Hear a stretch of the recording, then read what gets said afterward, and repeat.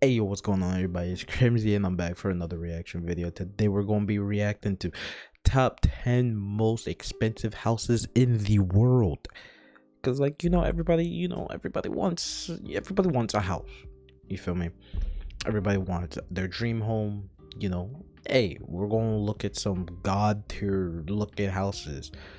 And hey, I already know what the house I want is, and what it looks like and all that kind of, because that girl gonna be looking kind of fire, so let's get into the video. Homes are created equal in size, design, and of course price. That's facts. Some houses may not cost that much. Some cost an arm and a leg. Cost you your entire existence. Today we're going to be looking at 10 of the most ridiculously expensive houses in the world. Make sure you stay tuned for number 1. This house is quite literally That's looking a palace and will make you gorgeous, dude. Number 10. Xanadu 2.0. Who? Microsoft co-founder Bill Gates is one of the richest men in the world. In fact, he's currently the second richest man in the world with a net worth of $95.3 million. Oh. So it's only natural that he splurges on some things, like his house for instance, which he named Xanadu 2.0. I've seen this house. It took Gates 7 years and 60. Bro, this house is fucking flames, bro. I've already seen this entire house, the ins, the outs, everything. Man has heated floors everywhere. My man has technology that literally knows you by your height, weight, everything, bro. This house is stupid, bro. Like, I want this house so badly, bro. Like, or something close to it, bro. This shit is fire. 2.0. This was named after the fictional home of Charles Foster Kane, the title character of Citizen Kane. At 66,000 square feet, the home is absolutely massive, and it's loaded to the brim with high-tech detail, including but not limited to a guest monitoring system that would put Big Brother to shame. When guests arrive, they're given a pin that interacts with sensors located all over the house. Guests enter their temperature and lighting preferences so that the settings change as they move throughout the home. That shit's fire, Speakers bro. hidden behind wallpaper allow music to follow you from room to room. The house has a current worth of $127.4. That price, bro. Holy shit. $1 million. Wow. Number 9. That ain't that. Wow. 18 to 19 Kensington Palace Gardens. The hell? Billionaires Row, Kensington Palace Gardens is home to royalty, oligarchs, tycoons, and ambassadors. The average price of a house here floats around $33 million, so it shouldn't come as a surprise that one of the most expensive homes in the world can be found in this place. That's a lot of fucking money. Kensington is currently owned by Lakshmi Mittal, the Indian business boss of ArcelorMittal. That is the world's largest steel manufacturer. But the house itself has a lot of history behind it, dating back to its completion in April of 1847. A few notable people who owned and lived there in the past include Lionel de Rothschild, who bought it in 1912. It also served as the Egyptian and Russian embassies for many years. Damn. In 2001, Bernie Ecclestone of Formula One fame bought the house for $50 million. However, his then wife Slavica allegedly disliked the building and refused to live there. I'd be like, bitch, get the fuck out then. What the hell? 50 mil, nigga? You're not happy? 50 mil. Nah, bro. She can't with the fuck out of here. 50 goddamn mil on your head top. Fuck you talk about? Oh, hell no. Told me she don't want to live there. Hey, there's a hotel down the street. Bye. Fuck you talk about? Mittal stepped up and bought Hell a no. 55,000 square foot mansion for just over $57 million. Oh, and guess what? This was a far lower offer than Ecclestone's original asking price. Guess how much that was? $85 million. Oh. The property became known as the Taj Mittal and is thought to have trebled in value since its purchase. Number 8. Palazzo di Amore. Who? Palazzo di Amore in Beverly Hills, Los Angeles is an outstanding palace. Nah, bro, that's a whole resort. What you talk about house? That ain't a house, bro. That's a whole resort right there, bro. Like, that's a hotel. Fuck you talking about? That shit is huge. This 12-bedroom, 2 to 3 bathroom palace, you immediately get the feeling of elegance and sophistication. The property features more than 35,000 square feet of living space, including a 2-story entrance hall with a chandelier and 2 sweeping staircases. I don't know. It's just these like super richy doodah day houses. Like, I don't know. I don't like it. I don't like the way they look. They look goofy as hell. I'm into like modern design and shit like that. That shit's fire. It also features a 15,000 square foot entertainment complex, complete with a disco ballroom. And guess what else? It also has a revolving dance floor, a DJ booth, and a laser light system. Okay, they vibing in Inside there. the complex, as many as 250 guests can make use of a 50-seat theater and a bowling alley.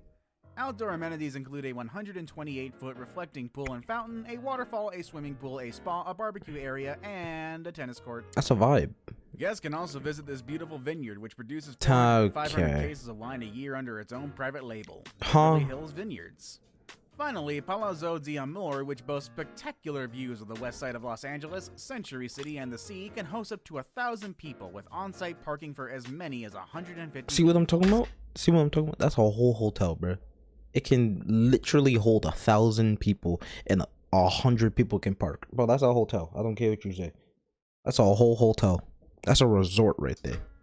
The house was put up for sale back in 2014 with an asking price of $195 million. Oh. Number 7. Nah. What the hell was that goofy ass TV, bro? I saw that. Nah. Yeah, I think I ain't see that. The house was put up for sale back in 2014 with what an the hell was that, buddy? $195 million. What the hell is that goofy ass TV? What is that? $195 million. What the hell is that, bro? Them bezels is screaming, and that shit is tiny as hell. Over 100 mil for this entire thing. You telling me that's the TV you're rocking? Hell out of here, bro. Hell out of here. Number 7. Goofy as hell. Ellison Estate. Nah. Valued at over $200 million according to tax assessments, the Fairfield estate of industrial billionaire Ira Renart is arguably the largest and potentially the most expensive home in America. Why would you need all that land? On 63 prime For waterfront what? acres in Suggaponnock, New York, the sprawling Hamptons estate began construction in 1998 and was completed in 2003. Depending on the 2003, source, living gang. space within the compound can vary, anywhere from 43,031 to 100,000 square feet. Oh. With estimates of bedrooms varying from 21 to 29 and bathroom estimates ranging from 18 to 40. Number one, what is you doing with all this land? What do you do with all of this land? Like, you just got all this land just chilling, just vibing. Like, bruh. That's a madness. Public records indicate that the estate has 43,031 square feet with 21 bedrooms and 18 bathrooms. The lavish compound includes 3 swimming pools, a 164-seat screening theater, 2 bowling alleys, 2 tennis courts, 2 squash courts, a basketball court, and so many other buildings. That's a madness. How many more buildings could there be, you may ask? A lot. Well, there had to be a on-site power plant built in order to support the building. Huh? Estimated to have a net worth of $6.5 billion as of September 2012. 6.5 billion. Are you mad? 6.5 billion, dude. Holy shit. An on-site power plant just to power this entire estate. I'm over here thinking I'm cool and shit. I got a $3,000 computer and shit. This man got a $6.5 billion house. Reportedly showcases a portion of his massive art collection worth in excess of $500 million in the estate, making security a very top priority in this property. Yo. Number 6. Villa Les Cedres. Villa Les Cedres is a 187-year-old, 18,000 square foot, 14-bedroom mansion set in 35 acres. It also boasts a swanky prime location on the coast of Saint-Jean-Cap-Ferrat on the south of France.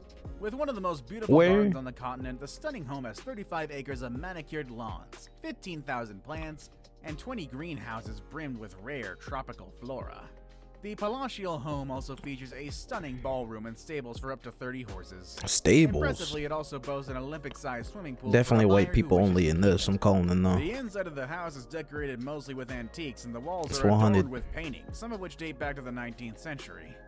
It is currently owned by Italian drinks company David Campari Milano S.p.A. Who? Les Cedres was built in 1830 and bought in 1850s by the See what I mean? Only white people in there, bro.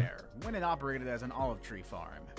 The mayor's descendant sold the Goofy. property to the Belgian king Leopold II in 1904, who, made stupendously rich by his colonization of the Congo, expanded the gardens that still surround the home. The house and everything in it is currently valued at $413 million. Number 5. That's Villa Leopolda. bro. That's Situated on another more than 18 giant acres of like land, Villa resort, Leopolda bro. is one of the most impressive residences in the French Riviera. In Villefranche-sur-Mer, this lovely home is one that has a rich history, a unique culture, and a long list of past owners, both famous, admirable, and exceptionally wealthy. This is the home of all homes, listed as one of the most expensive in the entire world. Few homes have even come close to the price point of this How gorgeous expensive estate. is that? The last time this home sold was back in 2008, when the current owner paid a staggering $750 million for the multifaceted estate. That's not that much. Saying is how the other goddamn house was 6 point something billion. I'm like, this ain't shit. I mean, that's a lot of money, but this ain't shit. This ain't even touching that other house. The current owner is Lily Safra, and her investment was more than good. Now with an estimated worth of $1.2 billion, she has plenty of room to negotiate should she ever decide to sell. 1.2 billion. Comprised of 2 guest houses, the entire estate is created with exterior staircases, sport courts, and an excessively sized swimming pool, and requires the daily work of more than 50 gardeners. 50 gardeners. Bro, the pay must be stupid to garden there, bro. Because you can't fuck up anything, bro. You gotta be pristine with that shit. Bro, your pay must be god tier. Bro, shit. Pay me. I'll learn how to fucking pull some weeds and plants and goddamn trees and flowers and shit. Golly, fuck you talk about. I dig some holes. I got you. God damn, my ancestors been picking cotton for years. No, we stop. I'm a natural born gardener, bro. I'm good. I got this. It's easy 19 claps. bedrooms, each with its own elaborate and sprawling private bath and outdoor terrace. The home features a bowling alley, several dining rooms, and even a number of kitchens, as well as a private movie theater. The home features more than 80,000 square feet of excessive luxury.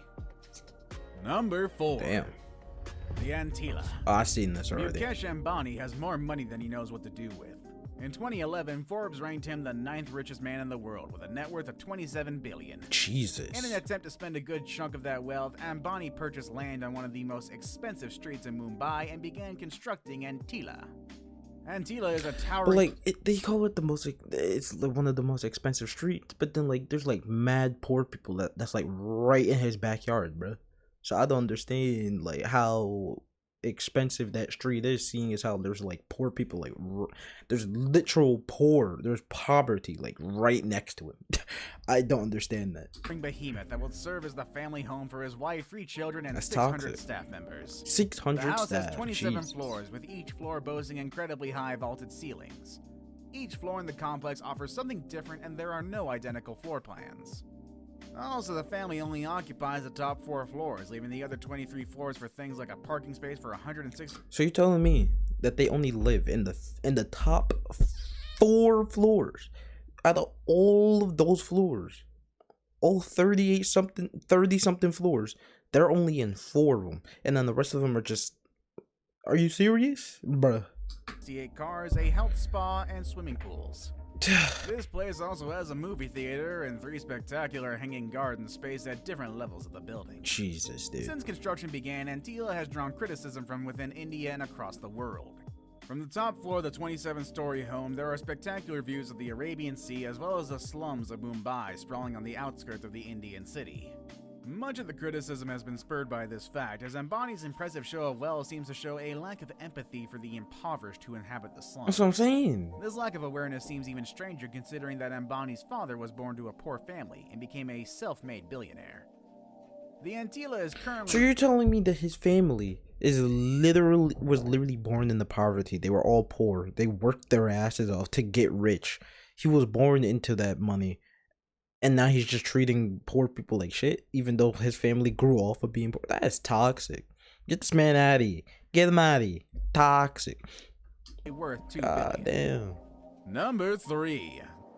The Fleur de Lis Mansion. The Fleur. Back in March of 2014, the Fleur de Lis Mansion sold for $102 million, making it the highest price home mil. sale to date in Los Angeles God County. damn.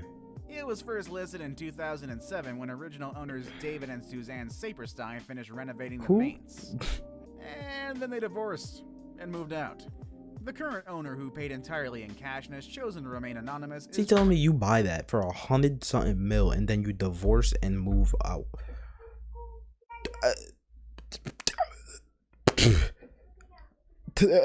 Excuse me? Bitch, you better be happy.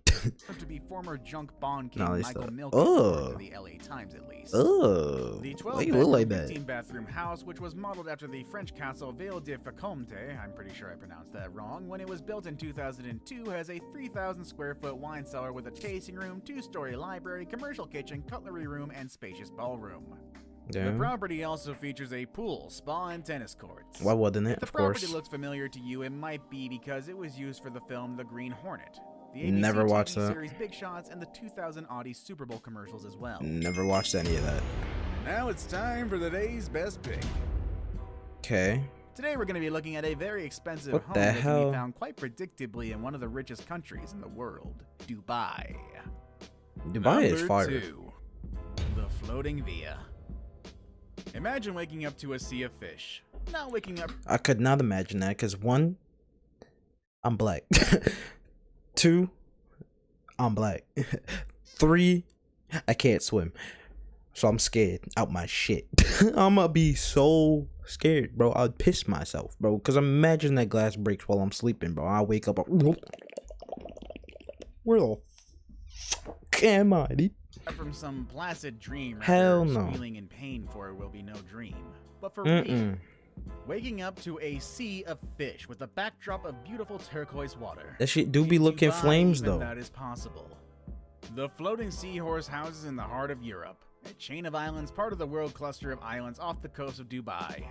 There are a total of 42 units available, with construction finishing in October of 2016. That's fire. The developers plan to build more, 131 units being their magic number.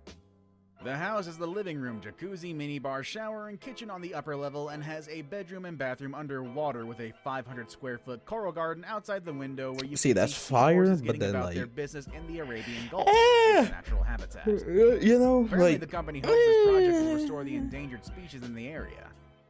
I don't know about you, but I don't think that's how this kind of thing works.